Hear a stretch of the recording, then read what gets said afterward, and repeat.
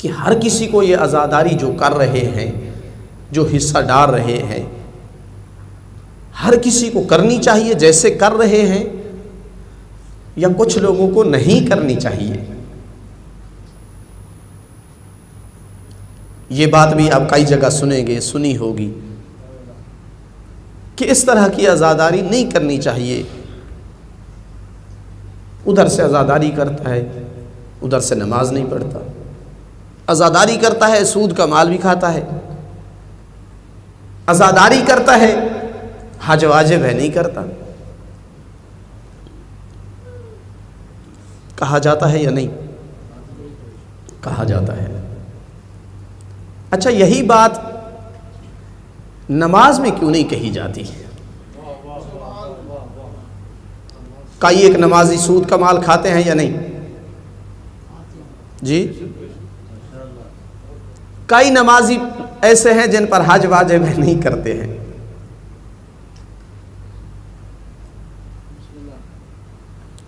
میں غلط بات کر رہا ہوں یا درست ہے؟ تو پیمانہ ایک ہی ہونا چاہیے نا، کہ بھائی آپ سود کا مال کھاتے ہیں، نماز نہیں پڑھنی چاہیے آپ کو.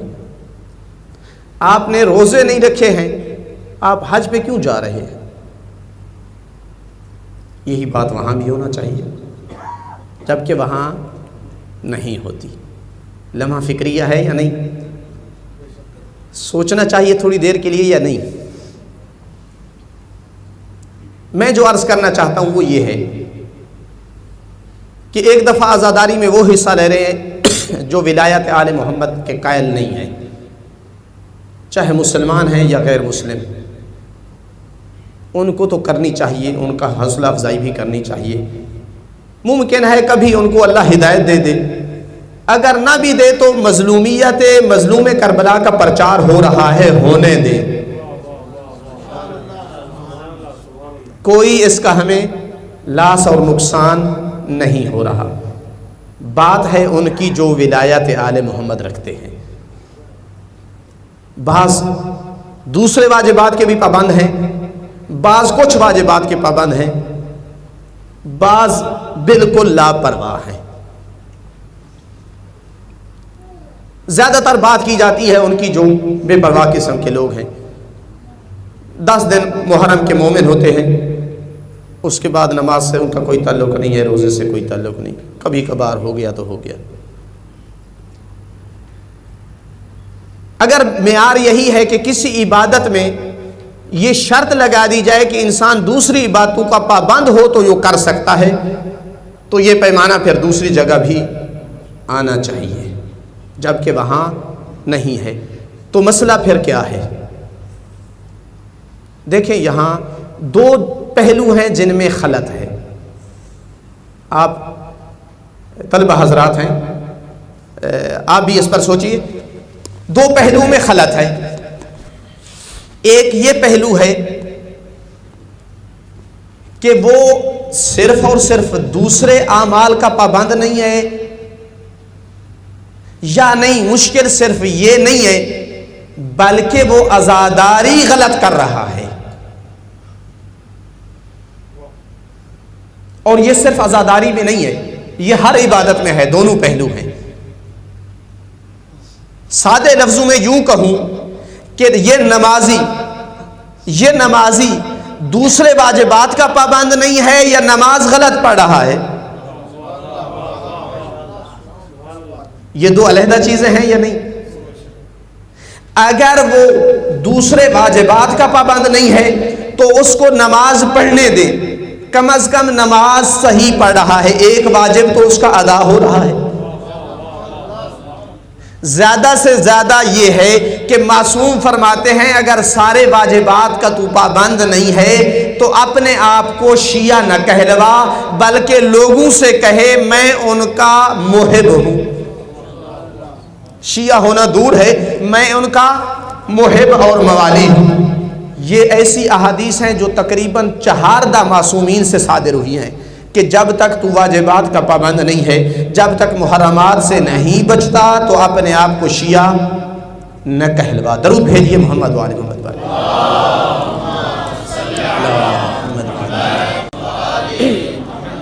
حدیثیں بہت ساری ہیں، ایک دو حدیث چھٹے امام سے ایک فرمان ہے، تفصیلی ہے، فرماتے ہیں اگر تم میں سے کوئی امانت میں خیانت نہیں کرتا، ادا کرتا ہے، جب بات کرتا ہے تو سچ بولتا ہے، لوگوں کے ساتھ ان ہیلپ اور ان کو مدد دیتا ہے، ایسے آدمی کو جہاں بھی جس جگہ بھی کوئی آدمی کہتا ہے کہ یہ جعفری ہے یسرنی، تو میرا دل ٹھنڈا اور خوش ہوتا ہے۔ وَإِنْ كَانَ غَيْرَ ذَلِكَ، اگر اس کے علاوہ کچھ ہے، امانت میں خیانت کرتا ہے، بات کرتا ہے تو جھوٹ بولتا ہے، غریب اور مسکینوں کی ہیلپ نہیں کرتا، جب اس کو جعفری کہا جاتا ہے تو یہ اس کی ہم پہ مصیبت اور وبال بن جاتا ہے۔ اس طرح کی بہت ساری حدیثیں ہیں، کونوا لنا زینا ولا تکونوا لنا شینا، اگر سچے شیعہ ہو تو ہمارے لیے باعث زینت بنو، باعث ننگ و عار نہ بنو۔ دستک ہوئی دروازے پر، کون آپ کے شیعہ ہیں؟ مولا علی نے دروازہ کھولا، دیکھا، کہا کیسے تم کہہ رہے ہو میرے شیعہ ہو؟ کیوں بولا؟ کہا میرے شیعہ کی پیشانیوں میں سجدے کی علامتیں ہوتی ہیں۔ وہ تو اس طرح کے شیعہ چاہتے ہیں، شیعہ وہ کہلوائے جو واجبات کا پابند ہو۔ یہ ہر عبادت میں آئے گا، جو بھی اپنے آپ کو شیعہ ظاہر کر رہا ہے اس پر لازم ہے کہ شیعہ کہلواتا ہے تو تمام واجبات کی پابندی کرے، نماز پڑھ رہا ہے تو روزہ بھی رکھے، حج واجب ہو گئی ہے تو وہ بھی ادا کرے، حرام کاموں سے بچے، رزق حرام سے بچے۔ یہ صرف عزاداری میں نہیں، ہر جگہ یہ بات آئے گی۔ لہٰذا اگر کوئی واجب ایک واجب ادا کر رہا ہے، دوسرے کو چھوڑ رہا ہے، تو اس کے لیے یہ نہ کہا جائے کہ تجھے نماز میں کوئی فائدہ نہیں، کم از کم اپنا وہ واجب ادا کر رہا ہے وہ کرنے دے۔ زیادہ سے زیادہ اسے کہا جائے کہ آپ اور ہم کو شیعہ کہلوانے کا حق تب ہے جب ہم تمام واجبات کی پابندی کریں۔ لہٰذا اگر کوئی عزاداری صحیح کر رہا ہے لیکن اس کے اندر دوسری خامیاں ہیں تو اسے مت کہا جائے کہ تم عزاداری نہ کرو، کم از کم یہ عبادت انجام دے رہا ہے۔ اس کو کہا جائے بھائی جان تو کتنا اچھا موالی اور محب آل محمد ہے، عزاداری میں کتنا بڑھ چڑھ کر حصہ لے رہا ہے، کوشش کر دوسرے اپنے واجبات میں بھی اپنے آپ کو پابند بنا تاکہ تو سچا شیعہ علی میں سے بن جائے۔ درود بھیجیے محمد والے محمد۔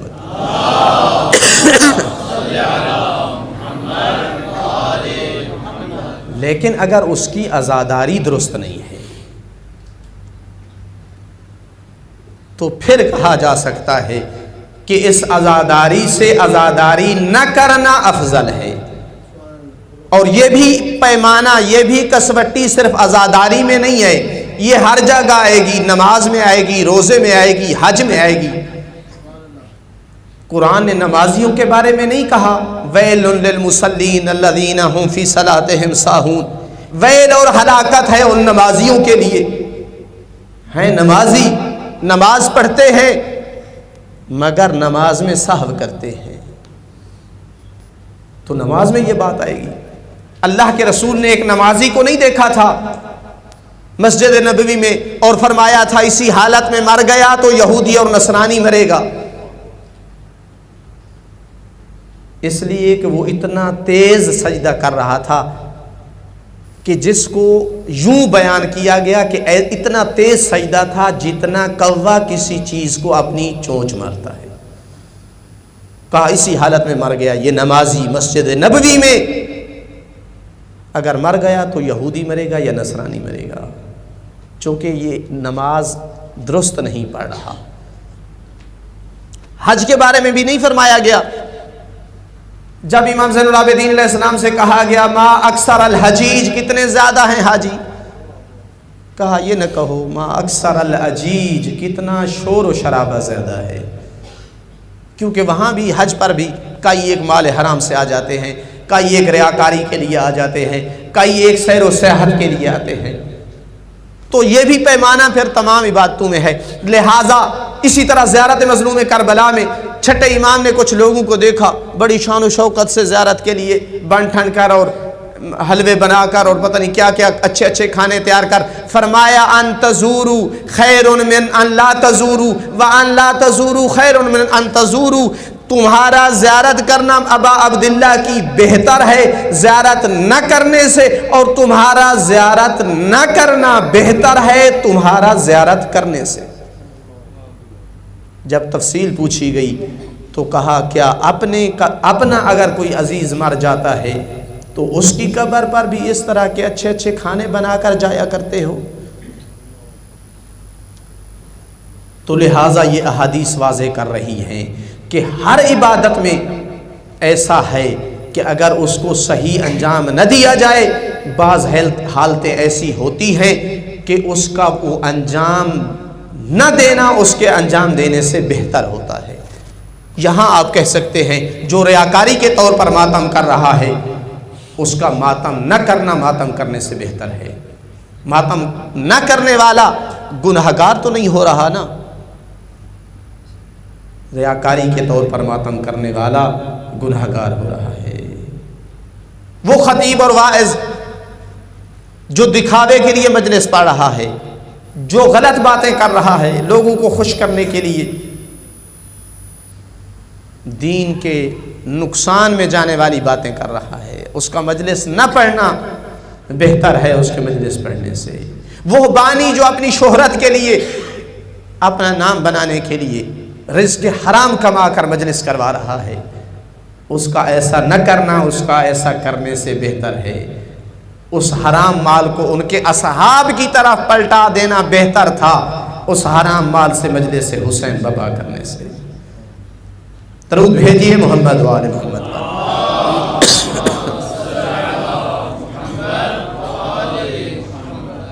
ہمیں اندازہ ہونا چاہیے اس بات کا کہ جب ہم عزاداری کے نام پر سارا دن مجلس بپا کرتے ہیں، حیا علی الصلاح کی ندائیں بلند ہوتی رہتی ہیں، حیا علی خیر الاعمال کی ندا آتی رہتی ہے، ہم 15 منٹ کے لیے وقفہ نہیں کرتے ہیں۔ ہمیں احساس نہیں ہے زمانے کے امام پہ کیا گزرتی ہے، مظلوم کربلا پہ کیا گزرتی ہوگی۔ 21 ماہ رمضان کے دن مظلوم کربلا کے مظلوم والد امیر المومنین کی شہادت کے نام پر مجلس بپا کر کے دن دہاڑے لنگر تقسیم کر کے روڈ کے اوپر کھا رہے ہوتے ہیں، روزے کی اہانت کر کے۔ اللہ جانے ہم اپنے ائمہ پر کتنا ظلم کرتے ہیں۔ اس عزاداری کے بارے میں آپ کہہ سکتے ہیں کہ ایسی عزاداری نہ کرنا بہتر ہے عزاداری کرنے سے، لیکن اگر کسی بندے میں خامی ہے، عزاداری میں مخلصانہ حصہ ڈال رہا ہے اور اس میں گناہ ہیں، اس کو نہ کہا جائے تو کیا فائدہ تمہاری عزاداری کا؟ اسے کہا جائے جس طرح تو عزادار ہے مظلوم کربلا کا، جس طرح عزاداری میں تو مخلص ہو کر حصہ ڈال رہا ہے، کوشش کر اپنے دوسرے اعمال میں بھی ایسا ہو جا۔ درود بھیجیے محمد وآل محمد۔